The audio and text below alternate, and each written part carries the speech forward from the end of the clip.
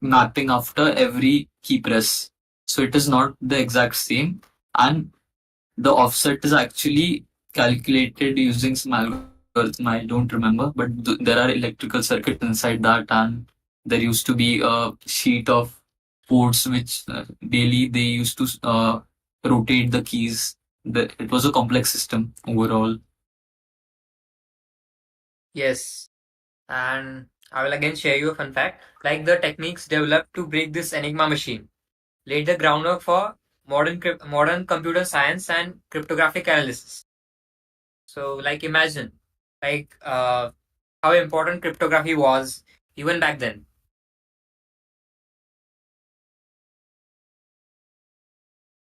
So let's continue uh, to the main part of the episode, which is hashing.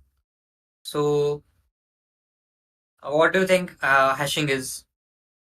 Just by looking at the slide.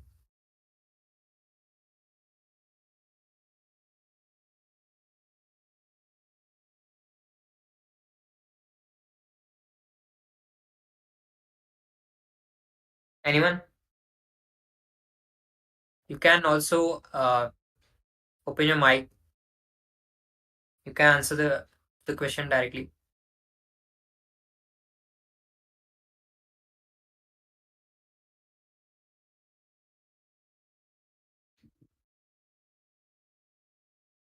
Okay. Transforming the text. Okay. So I'll explain what is hashing. So a hash is like a digital fingerprint of a piece of data, no matter how big the data or small the data is. A password, a message, or an entire file, and you can run it through a special mathematical function called as the hash function. So it will result into a fixed length string of numbers and letters, or even special characters. So no matter how big or the small the data is, it will always give a fixed length string. So let's just learn hashing through an example. So I have hello world here, and it is a plain text. And after I run it through a hash function, it gives me a particular hash, which is just a random string of letters and numbers. So any doubts? Till here.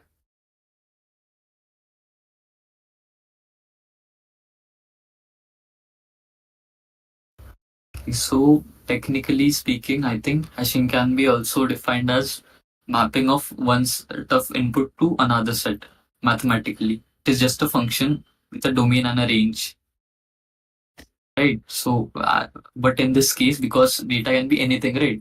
Data can be huge and it possibly infinite. So the set on the left is infinite, whereas the set on the right is finite because, as we'll see later, the hashes have fixed size. So there can a fi- uh, only be a fixed number of hashes.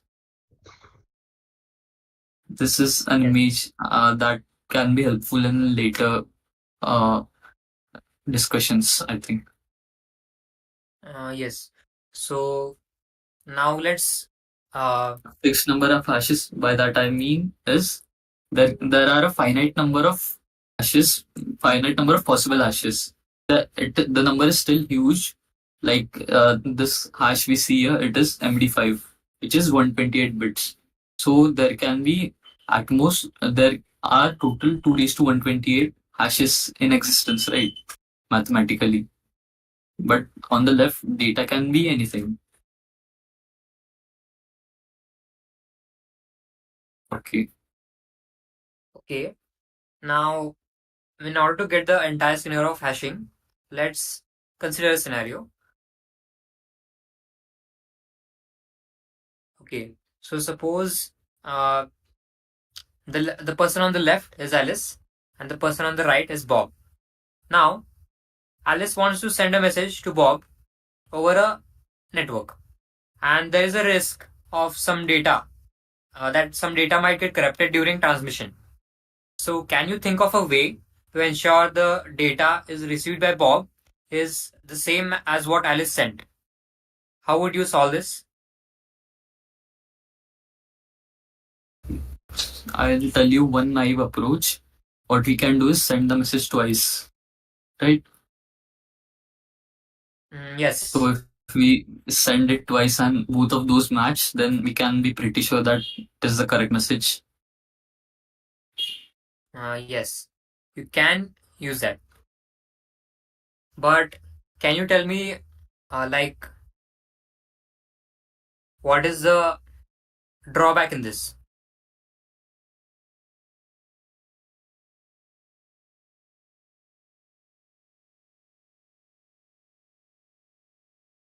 Anyone? Can anyone Yes, tell? the speed Like, is effective speed is reduced into half, right? Because we have to send everything twice. yes, yes. And it also cuts the bandwidth in half. So clearly, this isn't efficient. Yes, efficiency decreases. So that is where checksum comes in. So does anyone know what are the ASCII values? ASCII value of characters.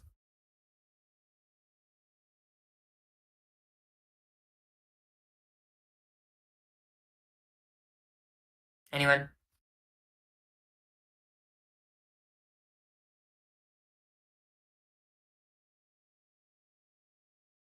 Okay.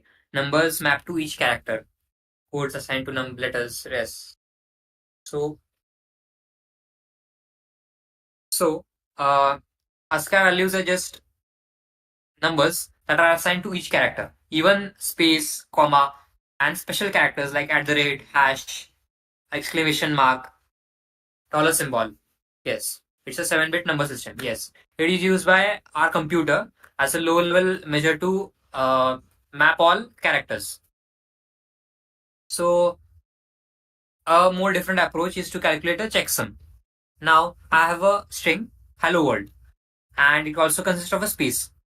So all these characters have a definite ASCII value, definite and unique ASCII value. So what checksum does it goes through a checksum function, and it will do a summation of all the ASCII values of that string, and the summation will be of hello world will be 1052. So this so what Alice can do is that she can send this checksum along with the file, and she can send it to Bob, and now Bob can use this checksum to calculate the checksum itself of the received file, and then check it with the checksum that he received. Like, do you understand?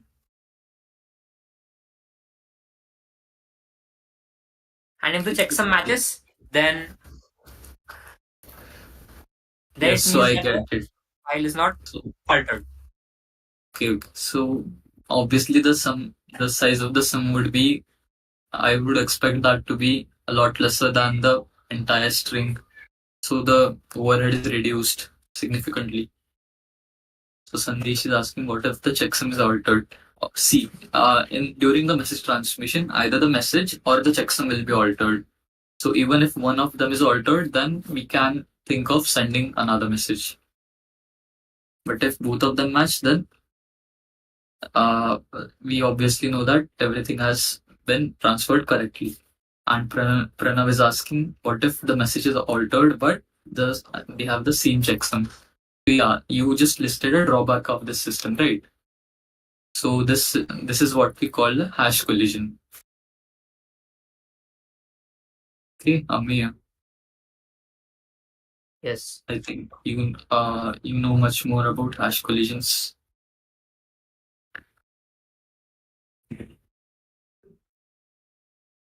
Okay. So, like, yes, checksum it has a lot of limitations. Like, even if I swap the characters, even if a third person gets a hold of this and he can swap the characters, the checksum would remain the same, and you would have no idea if it is altered or not. Yes. Um, so let's take an example. Suppose there is a third person and it is intercepting the messages between Alice and Bob. So this person can see and modify all the messages. So now in this case, let's suppose like Alice and Bob are not concerned about privacy, only integrity. So like one way to counter this third person's interference uh, is to use checksum. But the limitation of checksum is collisions. So that is a flaw in the system. So different messages can sometimes produce the same checksum. For instance, if you tweak the characters in the messages, so one is slightly of higher ASCII value and one of slightly lower ASCII value, the checksum might remain the same. So this condition is called a hash collision. So the interceptor could exploit this weakness by creating a entirely different message with the same checksum. So this shows that our method of using checksum isn't secure enough for more complex use cases.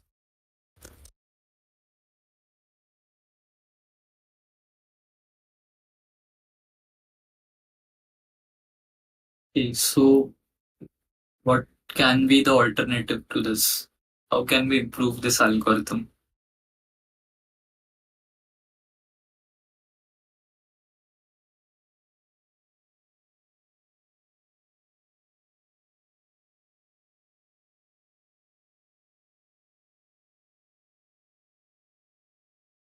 So, like that's the Yes. question. So that is where cryptographically secure hash functions come to play. So these are designed not only to detect errors, but also make it computationally infeasible for an attacker to generate two different inputs with the same hash. And that will be Yes. further discussed by Bhakti, which will be discussing about the four major characteristic of hash functions.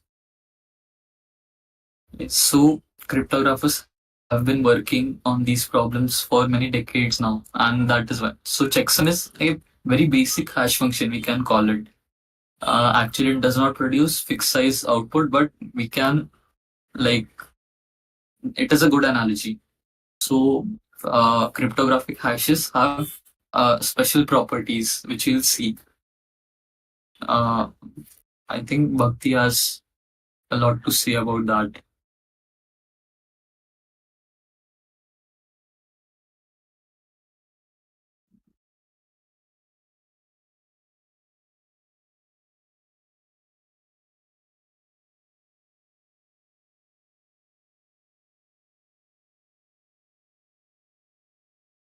Hello. Okay, thank you, Aditya. Now, as we have seen what checksum is, now we are ready to dive deep into what hashing is, the concept of hashing. So as Ameya said, checksum is very important uh, while, while we detect the errors, uh, while data is transmitting over the network. Right. It just helps to identify accidental errors such as bit flips or bit swaps, as Ameya said. But do you think it is secure enough to like identify the data tampering by attacker? No, actually. Am Yes. I audible? Can you speak a little louder? And everyone, you can just go to, you can right click on Bhakti's profile and then you can adjust her individual user volume on in Discord. Yes. Okay, so let's start from the starting. So I said that checksum is mainly used for error detection when we like transmit data through the network, right? And it just is useful when we uh, like identify the accidental errors. just like bit flips and bit swaps. But do you guys think that it is secure enough to identify the data tampering in the transmission by attacker?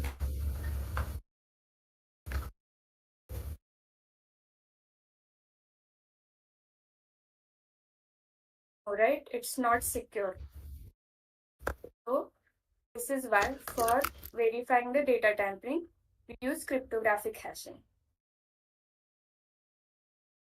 The this term that cryptographic hashing may sound much technical, but once you understand it, it will be easier for you. Okay, so hashing is used in everything that we do online nowadays. Let's understand what hashing is. Imagine that we are taking piece of data, be it a file or a message, and we run it through some special algorithm. The result will be hash. Okay, this hash will be of fixed size, and no matter what it is, the output is always going to be a compact and fixed size representation of data. You can think of it like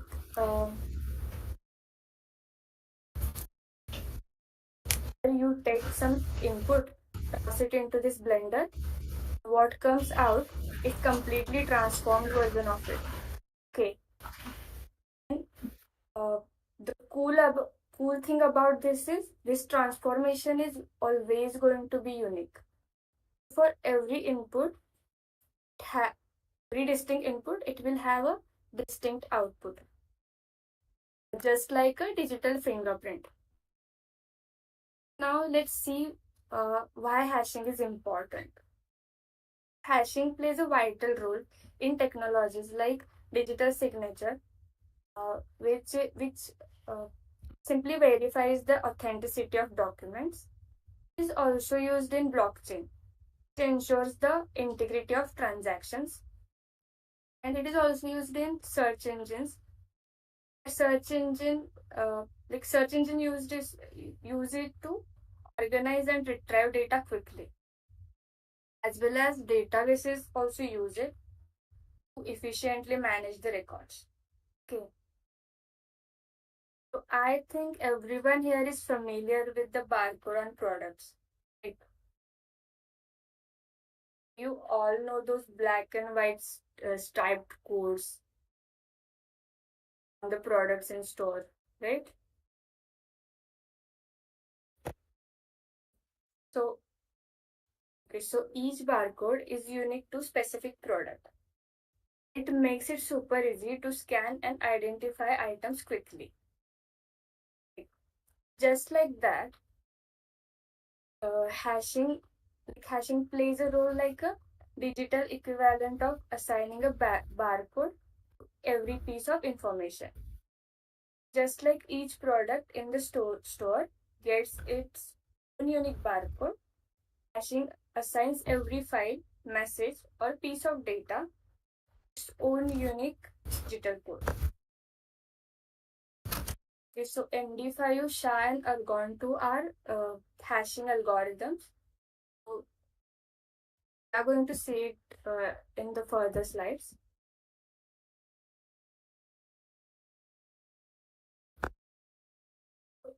As we have discussed hashing, we know that key hashing is simple, but it is very powerful concept. It ensures security as well as integrity, right?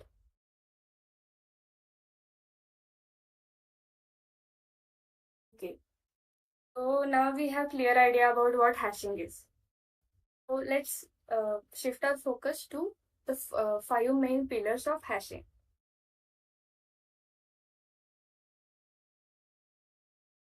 I would like to tell you that for the past several decades, cryptographers have worked tirelessly to design various cryptographic hashing algorithms.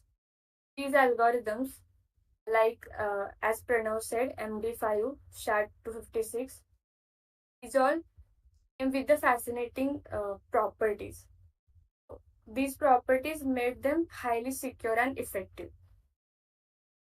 And these properties, these are not just theoretical, but they are practical tools which keeps digital systems running smoothly and efficiently.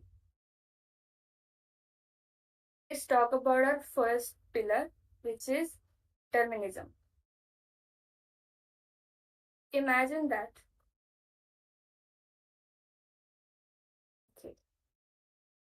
Imagine that you have got some fruits, milk, and sugar, and you toss them into a blender and hit the button. So, as a result, you will get a smoothie, right?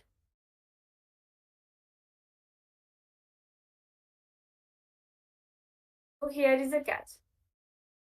If you use the exact same ingredients in the exact same order, blend it the same way tomorrow, what will you get? You get the same smoothie, right? Surprises, no variations. Yes. So that is what determinism is. If we talk about hashing, determinism means for every like any given input, the hash will always produce the hash function will always produce the same hash.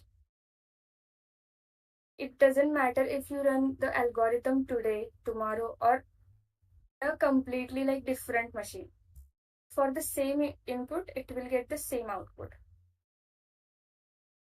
This consistency is very uh, this consistency is very critical because it allows us to verify data integrity.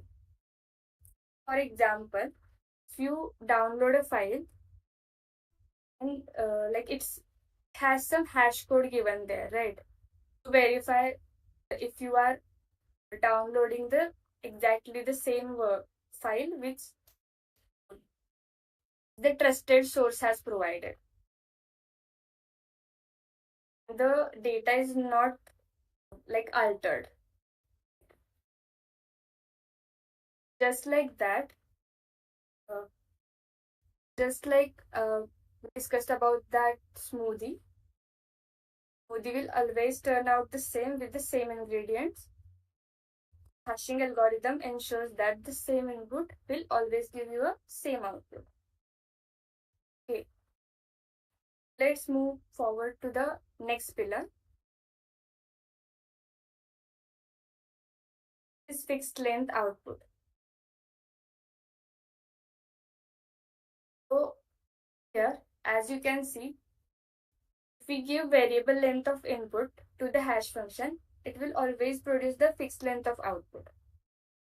So you can take the example of if you write if you write a letter, be it of 1 line or 10 line, it will always go in the same size of envelope, right? Just like that, variable even if your data is of variable length, a hash function is always going to produce the fixed length of data. Fixed length So of it hash. is like in your analogy, taking the entire smoothie and always taking a glass of it, always giving the glass a glass full of smoothie, Yes, however yes, big right. smoothie you make. Okay. Yes. So Bhakti, I think we should speed up a little because it is getting late. right. So next comes irreversibility. So it just means that once data is function and it's turned out in the fixed length of hash, you can't reverse it to get the original data back. Right? So just like with the smoothie, you can't just like the smoothie, you can't get the ingredients back from the smoothie. You can't get the original value from the hash value. Okay, so this is many people are asking about difference between encryption and hashing. So this property which you see right here, irreversibility, is the basic fundamental difference. So in hashing, Yes. hashing is irreversible. You lose information in hashing. So like as we saw that any size of input can be converted into fixed length. So if you have an entire, like even if you have 1 GB of data, that is converted into 128 bits. So do you think you can convert it back?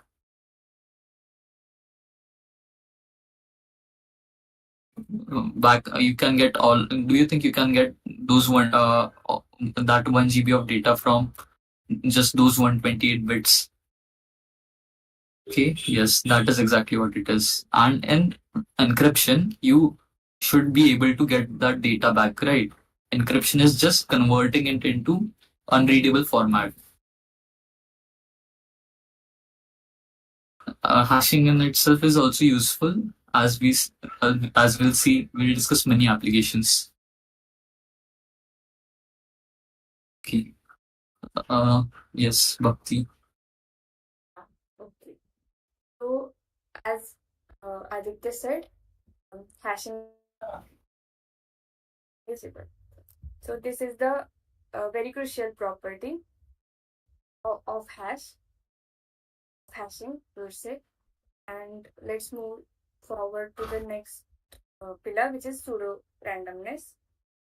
So, if we take the smoothie analogy again, imagine that you have made a smoothie with a variety of fruits, milk, and sugar. Everything is blended together and it tastes very good, right?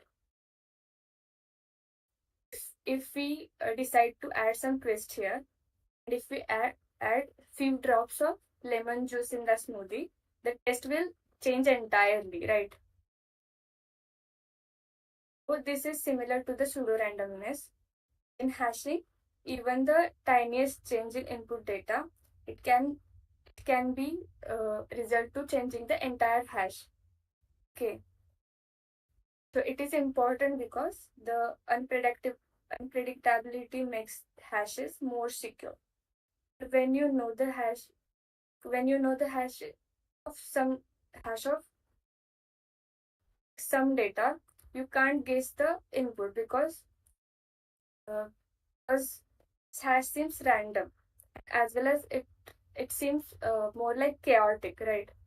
This ensures that small changes in data can't go unnoticed, are immediately reflected into the hash values.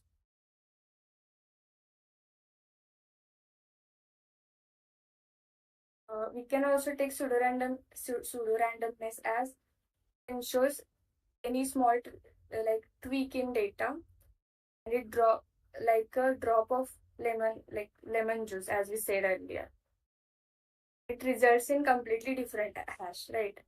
Which keeps the system very secure as well as reliable.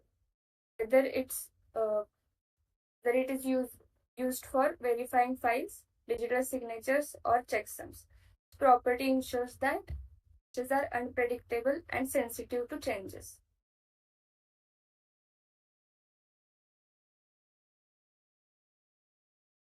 So let's get to the another pillar, which is collision, hash collision or collision resistance.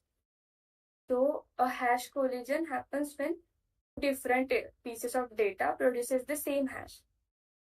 It, it sounds strange, but it is possible.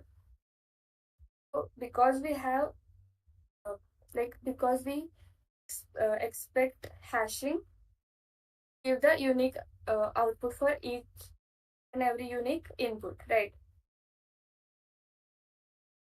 We can't expect it will produce the same hash for two different inputs. But it is possible. It is rare, but it's possible. You can think of it as a library with millions of books, and each book has a unique barcode. But since there are so many books and there are limited number of barcode combinations, there is a very small chance that two books could end up with the same barcode. This rare situation called as collision. But the great thing is, modern hashing algorithms are built to make these collisions almost impossible. Example, with SHA-256, which we are going to discuss in the further slide, it produces 256 bits long hash value. Okay, so Yes, I'll explain it. 256 bits, right? And we saw a property which was pseudo randomness. So even if we change it slightly, we get totally different hashes. So you can't basically predict what hash we'll get for a particular set of data without actually computing it. And so with that property, uh, let us like assume that we for collisions the only possible way is brute force. So what will be the complexity of calculating calculating some data to two sets of data which have the same hash. Okay, so it will be the number of possible outcomes divided like 1 by number of possible outcomes. So which is 2 raised to 256. These are the total possible outcomes, and there's only the probability that two sets of data will have the same hash is 1 upon 2 raised to 256. So you can see how unlikely it is. This number is like astronomically very low. 2 raised to 256, you can't even comprehend how big of a number this is. it's like chance of collision is about 1 in 2 raised to 256 hashes.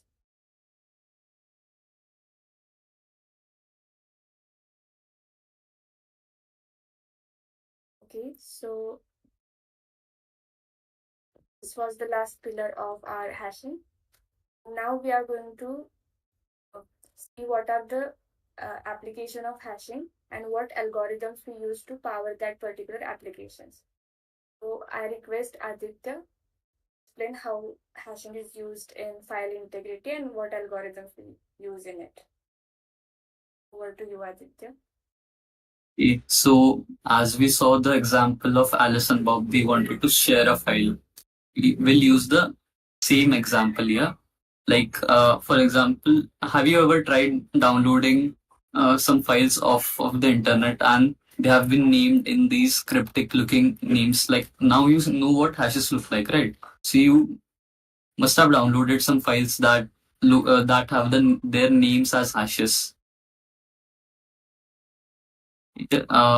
Or some of you might have tried to download some ISO files for operating systems on various Linux distros websites, and there you must have seen the SHA-256 sum .text file. So that contains the hash for the ISO file.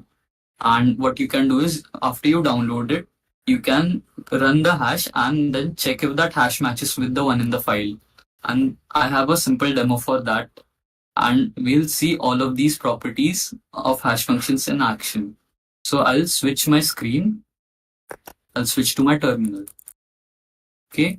So as you can see, there is a simple file called data.txt here, which contains this string hello world. So if you are using a Linux distro, then there are various inbuilt executables that you can directly use, commands basically, to calculate all of these checksum, all of these hashes. So if I wanted to calculate SHA-1 hash of this, I'll just use this function called SHA-1 sum and then the file name. You can see this is the SHA-1 sum of it. If I wanted, for example, SHA-256, then SHA-256. These tools are built into most Linux distros. So you can see this is 128 bits and this is 256 bits. And one more property that we should demonstrate is the pseudo randomness. So let me modify the data.txt file. I'll just change one character. I'll change the h to a lower case h. You can see how small of a change that was.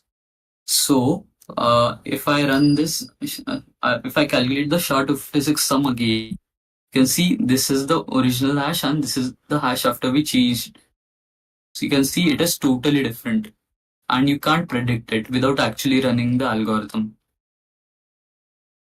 Okay, so that so if, for example, Alice wanted to send this data.txt, she would send it and then she would send this uh, string to Bob, and then Bob will also perform this exact same computation on their end, and then they'll just cross check it. So that was a very simple demonstration, and you also got to know the tools which you can use. On Windows, I think you have something called the certutil tools which is built into it. I don't have a whole lot of idea about that, but this is how you do it on Linux. So back to the presentation. This was a very simple application, and I think this was the most basic application, the most obvious application. So what other things can we do? What do you think?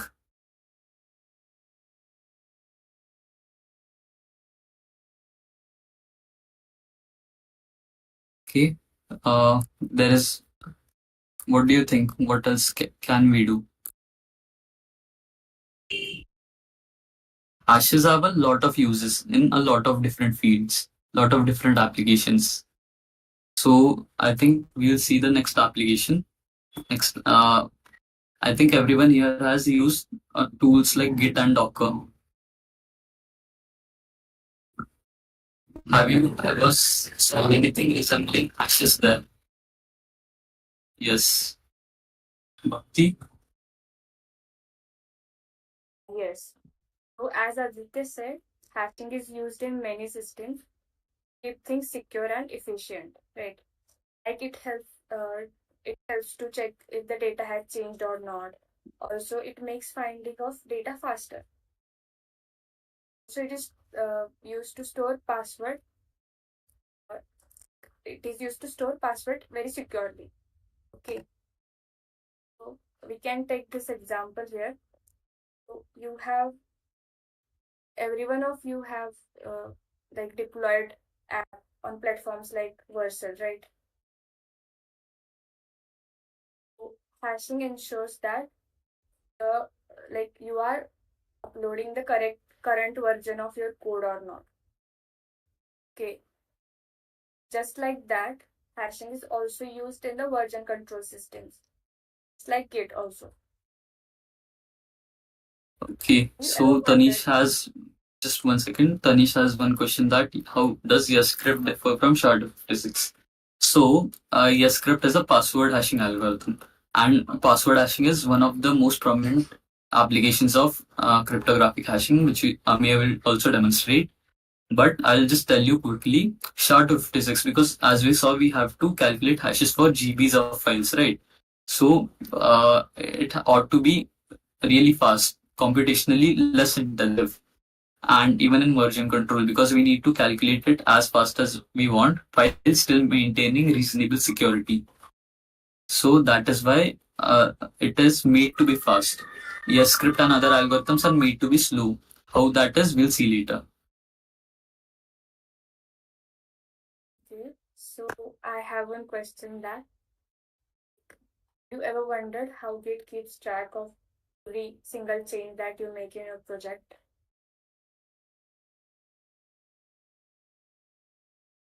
So, it does this with the help of chain, right? Hash algorithms. So in Git, every commit you make, whether it's adding a file or fixing a bug, it gets assigned some hash value to it. Okay? So Git uses these hashes as a kind of digital fingerprint to track like every changes in your code. And this will ensure that two commits are not getting the same identifier, as well as your uh, project integrity will is maintained. Integrity of your project's history is maintained. So it uses SHA-1 algorithm for hashing. What SHA-1 algorithm is? It is secure hash algorithm 1. It generates 40 character hexadecimal string. Okay. This hash is generated based on several factors like the content of your files, metadata like timestamps, author details, as well as it uses hash of previous commit also. And, it results in the chain-like structure where every commit depends on the previous every commit depends on previous commit. Let's see one example.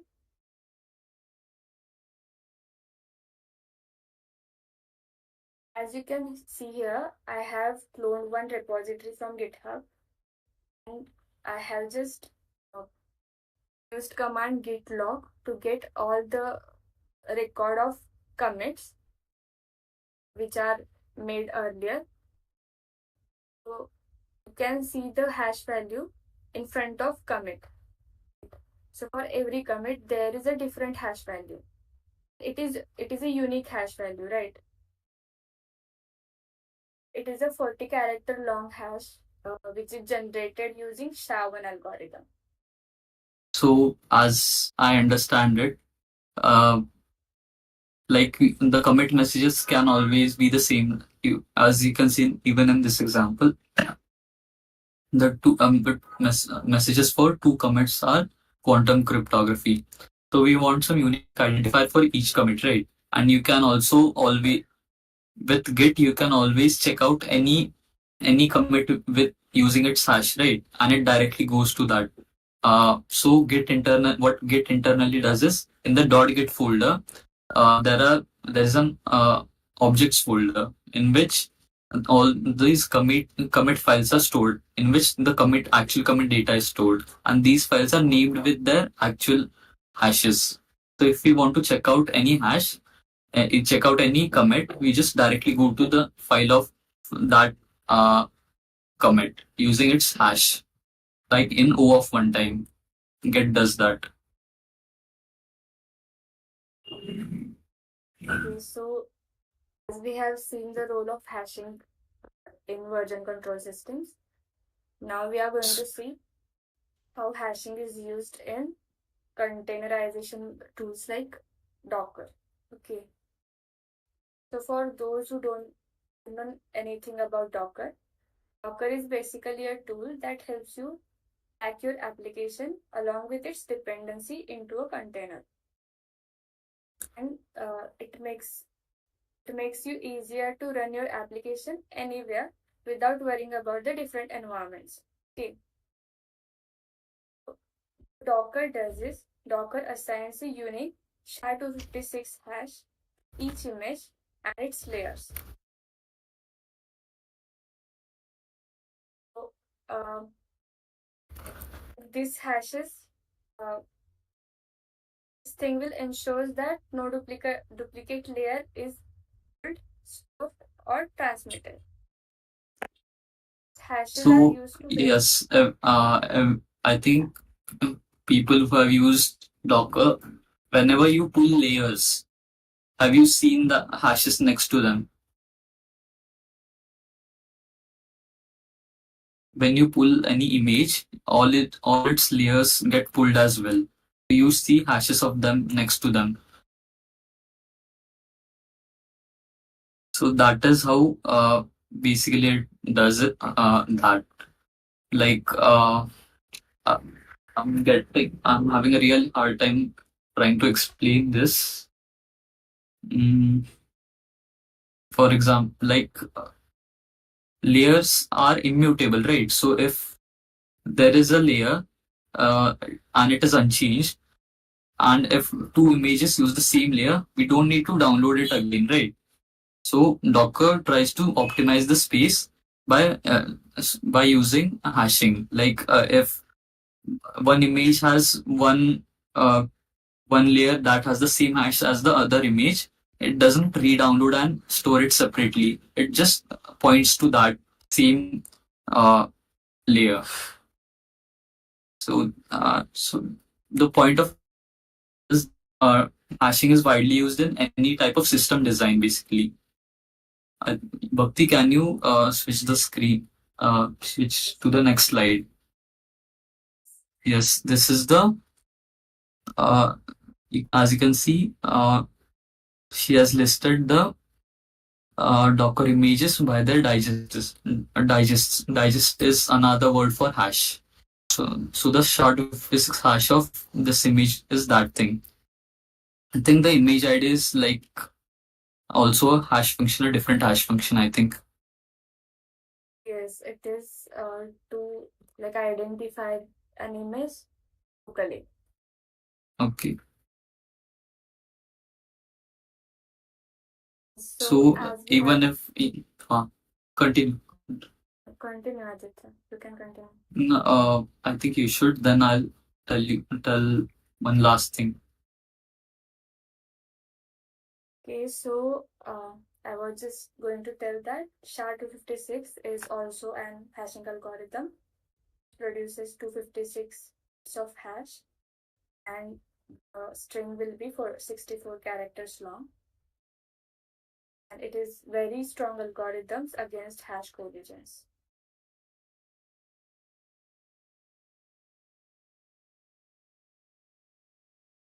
Aditya, you can continue.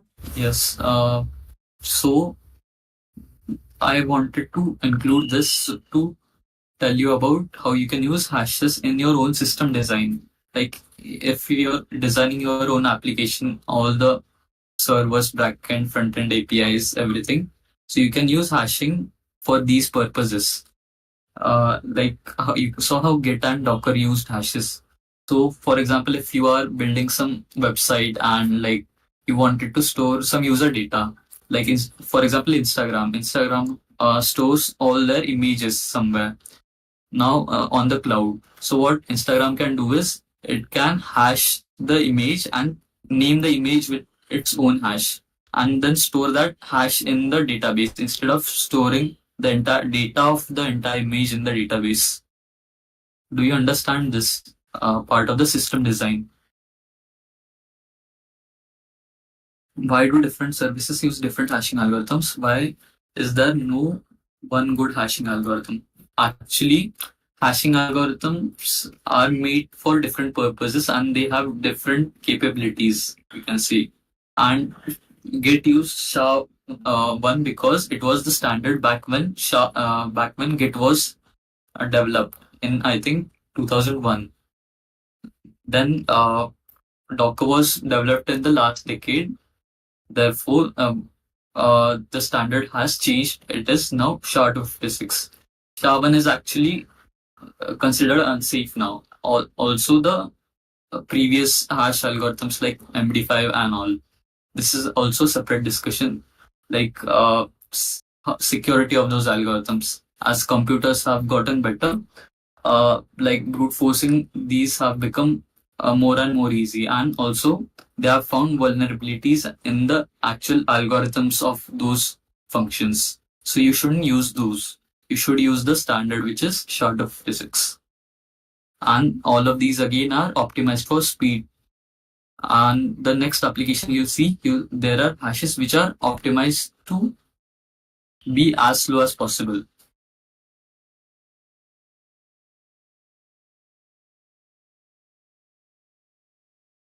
Very difficult. I don't know the difficulty or complexity of migration.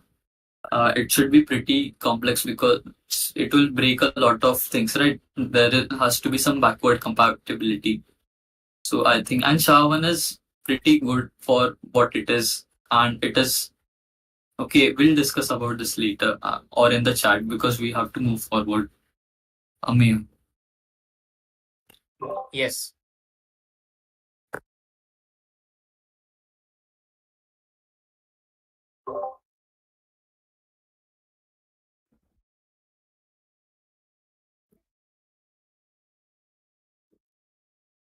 Can you open the presentation slide? Okay. So now we will see the use of hashing in passwords. So, like password management in any system, is essential part for the security of any system. So let's explore it step by step, starting from the most simplest and the least secure method. So now, which among them do you think is more secure?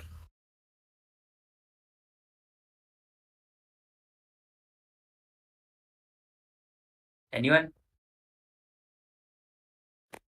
The doctor, obviously. Okay. Any more answers?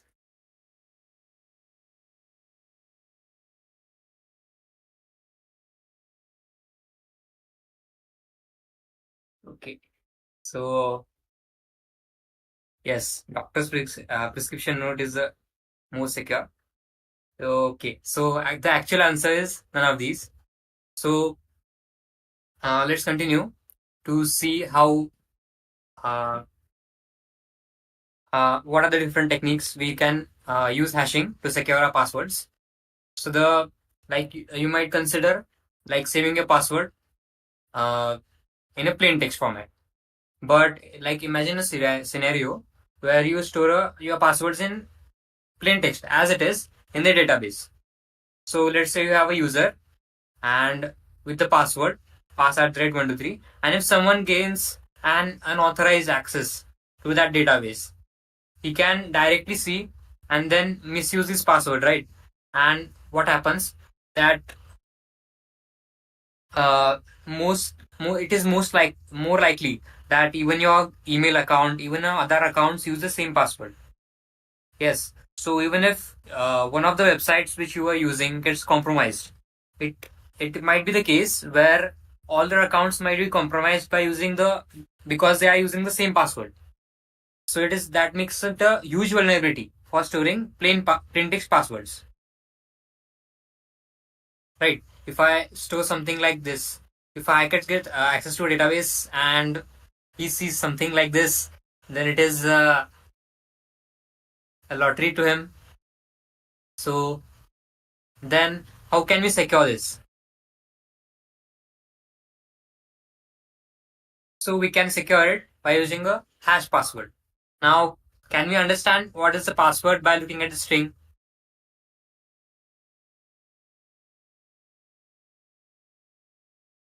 Yes, we cannot. We cannot, and as we learned, like we cannot get the original input based on the output. Based on the hash, we cannot get the original input. Right? So then how are these secure? How are these checked with the input I provide or with the user provides? So uh, let's take an example. Suppose my username is Noah and password is pass@123, and the hash is stored like this in the database. Now I haven't used any algorithm. This is just a random string, and suppose it is the hash of that password. Now after I input these credentials, the hash gets generated from my password, and the system checks that if the hash generated from the input password is same as that in the database, and if the hash is same, then yes, you are logged into your account. So by using hashes, we can increase the security of our system. So now you may think like still there are password leaks and data breaches, right? So even in this year itself, there has been a major data leak and major passwords leak, where more than I think more than billion passwords have been leaked, and they are stored in a one file called rocu2024.txt with a humongous size of 45 gigabytes. So that's how big what this leak was, and it is why that is why most of the websites like GitHub and other websites, major websites, are telling you to uh, reset your password. So if they have been affected by the data leak, you can at least try to be safe from it. Now, you may have seen websites where you can, there is MD5, you can reverse it. Now, you may think how these websites work. So, these websites have something called as rainbow tables. Now, what are these rainbow tables? These websites use pre-computed hash and map it with the original input. Yes, we cannot reverse and hash and get the original input, but we can map the input and the hash, and we can just do a reverse relation between the hash and the input. Okay, so yes, Tanish has a question, but if passwords are hashed, how come they will leak?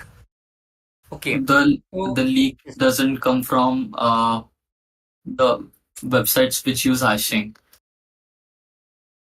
No, yes, I don't think brute forcing.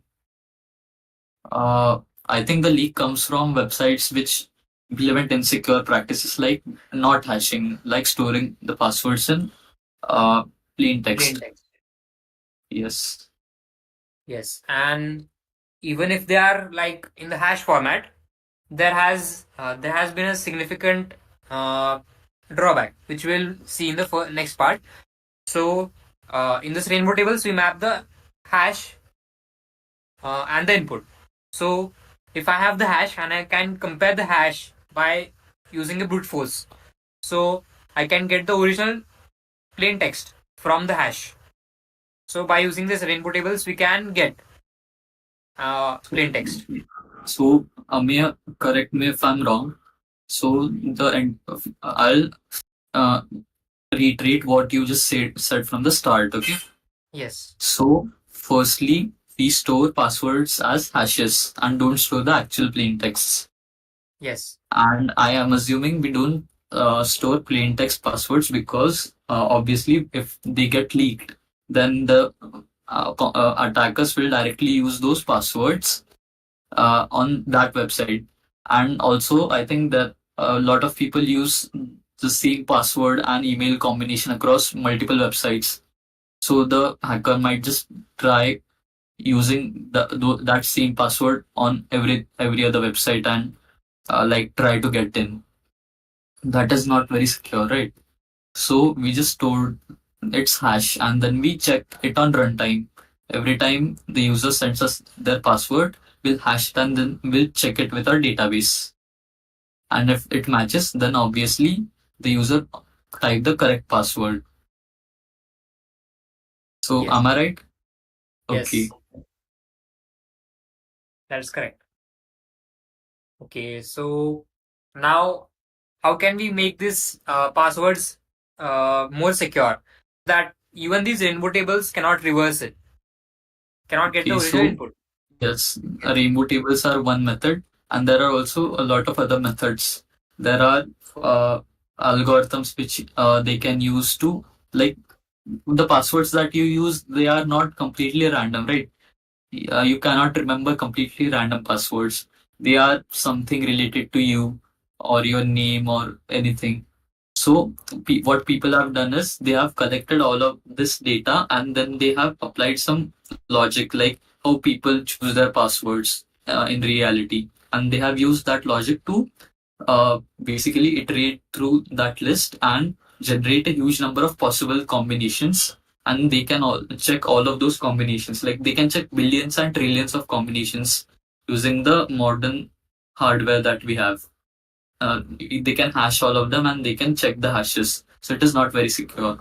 And also one more thing is that, like, suppose if two people have the same password in the database, then Yes, they have both of them will have the same hash, right? That is something that we also don't really want. yes, that is exactly correct. So, like even if like two users have the same password, yes, the hashes will be the same. So that would reveal that they have used the same password. Yes. So to tackle this issue, we introduce salt. So just by looking at it, you may not notice anything different. But if we look further into it, what we see is that I will store a unique salt into the database. And what we will do is that every time, like I'll just say you simply explain you. Salting is a concept where we just have to concatenate the salt. The salt is just a random string of alphabets of characters, and we just concatenate it with the password and then hash it, and then match the hash with the database. So, and also the salt is random every time. So for every user there is a random salt. So it makes it more secure. Okay. Store the hash of password, date of birth, and other number. Okay. That's a very interesting concept. Can maybe use. I can maybe use it in my mini project. Okay. So how does salting work? So suppose my credential I Noah and password is pass@123, and in salting, the salt and hash itself are stored in the database itself, and the salt is random for every user. So what will happen is there is my password, and my salt will get concatenated with the password, and then it will be hashed. And after hashing, then if the hash matches, then yes, you are logged in. So that is the simple use of salting. And you may think like, how does it make it more secure? So if there is a random salt for every user, for every password, so even if two passwords are the same, they may not have the same salt, right? So the hash value will be different, and makes it significantly harder for brute forcing, and is very computationally expensive to brute force every hash. So it makes it even more secure. Yes. So any doubts until now?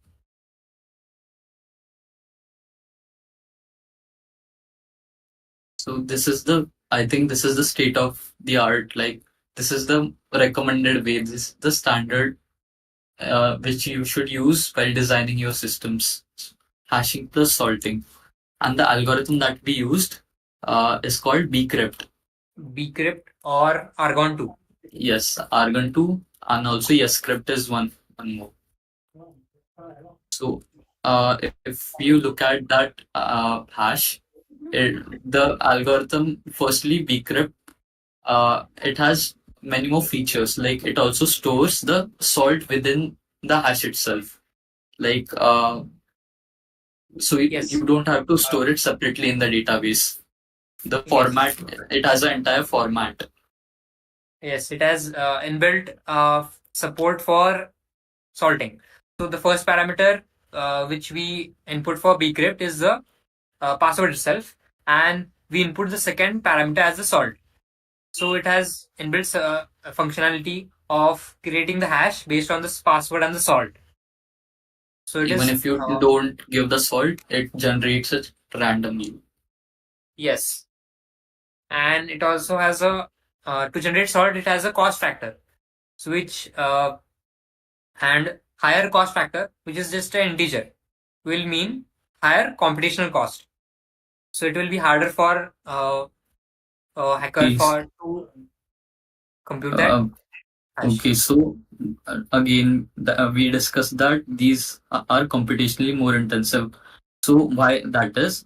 Because the only reliable method to basically decipher passwords from hashes is brute forcing. So in case of passwords, because the length of them is not very huge, it is okay if the algorithm is a little intensive.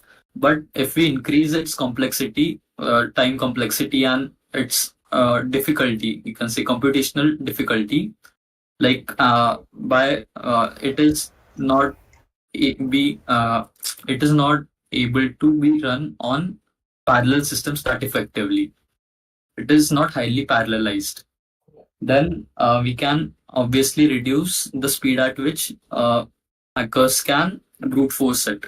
This is a very important factor in designing these password specific algorithms. Others are optimized for speed, but this is optimized to reduce parallelism as much as possible. And the cost factor that we saw, it basically allows for tweaking, like how many iterations of vcrypt that we want to perform. We can perform multiple iterations. Like first there is password, we hash it, we'll get a hash. Then we can again hash that hash, again hash it, and so on. So a number of times you can do that. You can adjust that manually using the cost factor.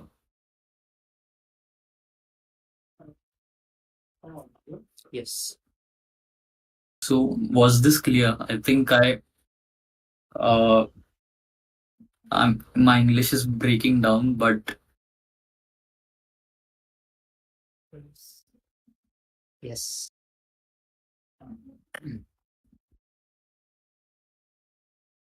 Okay. So I think that was about passwords. Okay. Uh, there are like many applications, like hundreds of applications of crypto hashing specifically. Because some that I can think of is blockchain is one of the most prominent applications, and digital signatures that we can also see later, and we can also use hashing in digital signatures. JWT tokens. If I don't know if you remember, but we discussed about JWTs in the previous season. There I mentioned about hashing, but we can use hashing to basically create a signature which will be sent to the client, and this allows us for a better system of cookies. And blockchain, I wish we had more time to discuss about all of these applications. I'm very interested, but considering the time constraint, I think we should stop here. Okay. Yes. Any other applications that anyone can remember?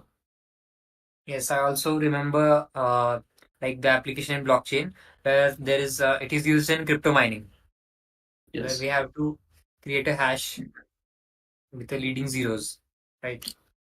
It's blockchain in itself, we don't have the time to get into. I'll just tell you that what exactly is mining. It is basically calculating hashes by calculating hashes of random data and the blockchain rapidly, so that you find a particular hash with a special hash which has a particular number of zeros, or a hash which is less than a specific value. The probability of that is very low, and so you are basically brute forcing your way to find that. That is what mining is. And digital signatures, that is again GWTs. You have a private key, like you can, for example, just think it is an admin password. Like you are a server and there is a client. You have the admin password on the server.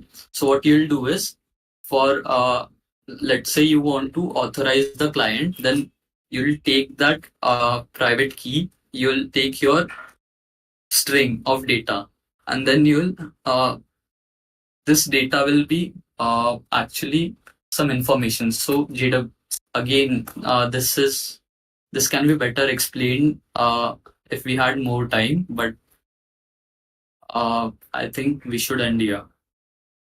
Uh, should we go into detail? Because I have that page ready for JWTs, but okay. Um,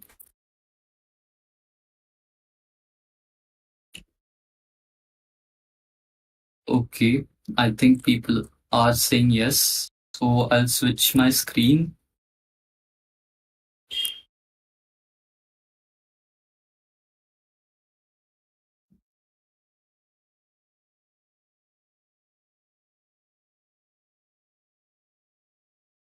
So this is a website called gwt.io. Okay. So I'll tell you the basic problem. Whenever you log in into any website, like for example youtube.com, once you basically send a post request to that website using your credentials, and then it returns you a token called a JWT token or a cookie, which you can store it in your browser. And every time you want to request something, you have to include that token along with it. And the server can just verify that token and send you the required resources. Like if you're on youtube.com and you log in, then you click on a particular video, not video for let's say you post a comment, then you have to send that token along with it so that the server knows that you are authenticated. So this can be done with JWTs. There is also another way of using actual cookies with your session IDs and everything that you have to store in the database. But JWTs allow you to uh, like uh, keep user authenticated without actually storing anything in the database. So an analogy would be like the server is a person and the client is a person.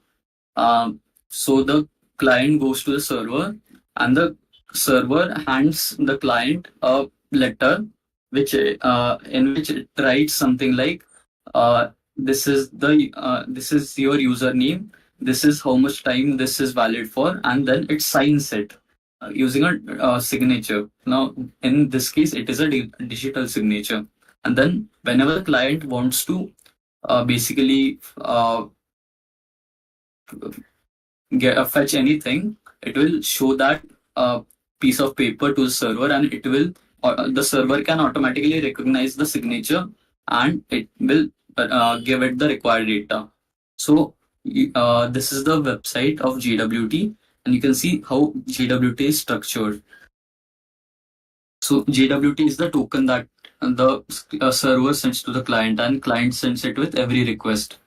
So firstly, when you put the username and password into the website, uh, this is how the JWT will be generated.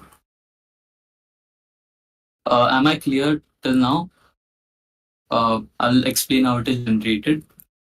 This is the structure of a JWT, the header, which just includes things like the type of algorithm and what type it is basically. And this is a payload. So this is something like this depends on your use case. Like you want to authenticate, you want to generate a token for a user called John Doe, then you will include this and IAT, which is, I think it is issued at. Okay, so this is the timestamp which it is issued at. You can also have things like valid till, which is like the time for which the token is valid. You can set it to like 1 hour or 1 day, 7 days, anything. So what all of this does is what we do is we take all of this data. You can see the color coded information. This is the header, and this is the payload. Now all of this is again encoded in another type of encoding called base 64. So this is plain text. You can just think of this as plain text. This can be recognized without it. This is not encryption, okay? So you can put it into any online base 64 decoder and see this is not encryption. It is not encrypted with a key. It is just represented like this for it to be easily understandable and transferred. But this is the hash. So a JWT token has three parts: the header, the payload, and the hash. This hash or the signature. So what the server will do is it will take the all of the header and the payload, and it will take the secret key which is with the server, and then it will hash all of it and generate the hash, and then it will send this token to the user. So this, I think, are you understanding this? Mm,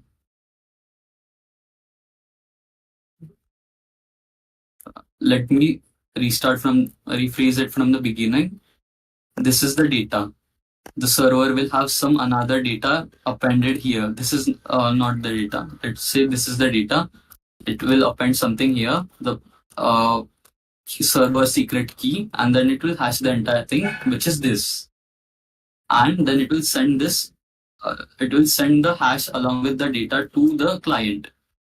So, uh, uh, whenever the clients send this token back to the server, they can obviously uh, verify that this is valid by again taking this and then putting the secret key here and hashing and checking it.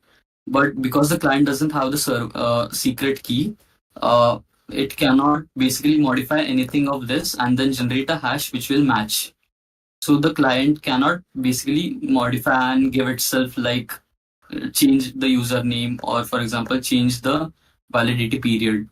It is basically signed and fixed in time.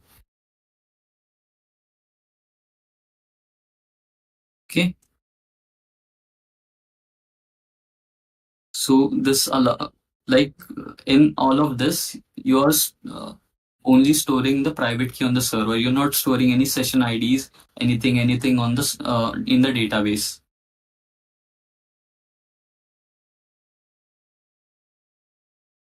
I know this might feel a little difficult in the first try, but I think you should go back and probably read out JWTs. I'm sure you'll get it.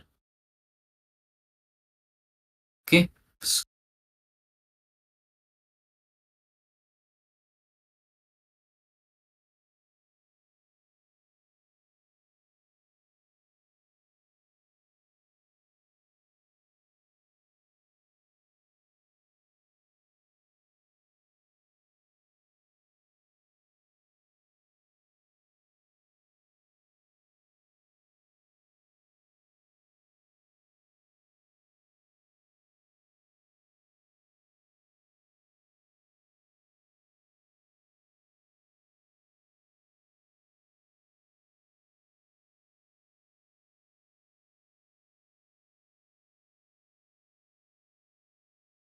Hello. Was I muted the entire time? No, you are audible. Yes. Okay. So that was the show then. This was the first episode.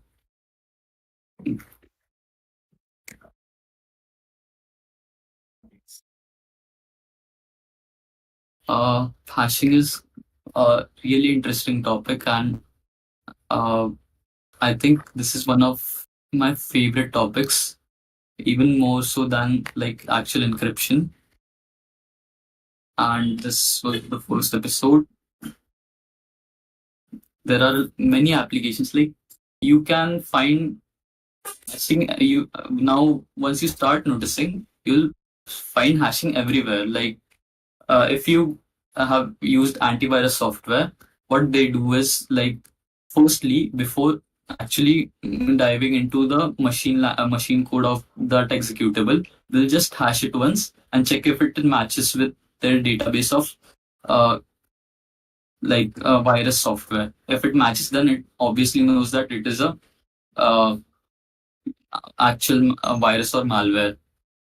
And things like, for example, in your bootloader, uh, I think many of you have disabled something called secure boot while trying to boot an operating system. So, what is that secure boot? What it does is it calculates the hash of your kernel, and it checks during the runtime that if the kernel image has been tampered with using by calculating its hash. If it has been tampered with, then it does not allow it to boot. And there is another more things like asymmetric encryption that also goes into that, which we'll see in the next episode. So, okay, by the way, secure boot has been compromised. Yeah, I think it was not very secure to begin with, but that is another discussion. Okay. Yes. So, anyone has anything interesting to say?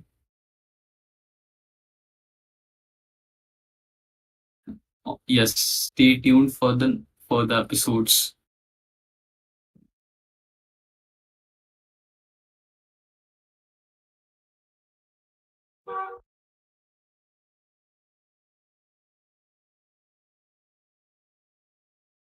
The next episode, we'll discuss things like symmetric and asymmetric encryptions, and again the digital signature that I explained here, that was only with hashing. We'll also see how digital signatures are actually implemented and everything.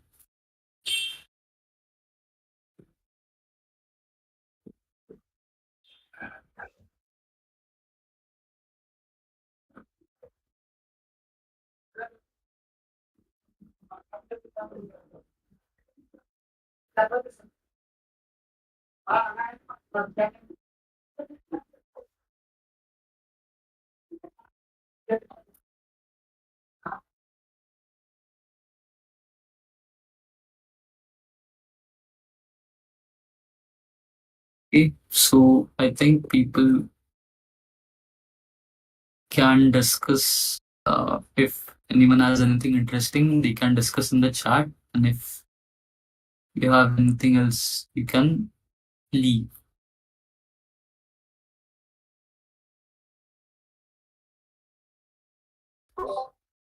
Thank you.